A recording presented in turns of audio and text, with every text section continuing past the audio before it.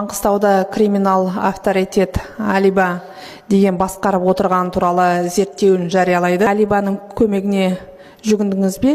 Неге халық ол кісіні әрекеттеп отыр? Әлібек Нарбековті. Емес, рас, мен жасырмаймын. Әлібек Нарбектің азаматты мен танимын. Бұл қызметке келгенге дейін танимын. Енді әлеуметтік желіде жүріп жатырған, болмаса интернет ресурстарындағы қауесеттерге қатысты. Біреулер айтады, облыстық кадр мәселесін шешіп отыр деп. Мүлдем ондай жоқ.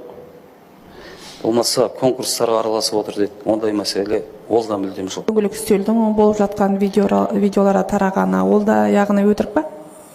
Дөңгелек столда біздерде күніге қаншама дөңгелек стол етеді. Бір нәрсені нақты айтып кетем, ешқандай ОПГ деген Маңғыстау облысында жоқ. Егер бар болса, іс жүзінде дәлелдесін, болмаса сол айтқан адамдар көрсетіп берген дұрыс болар еді. Әлібек Нарбеков сізде қандай жұмыс атқарады? Ол ешқандай жұмыс атқармайды бізде.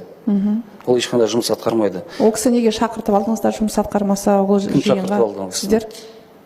Біз шақыртып алдық деп кім айтты?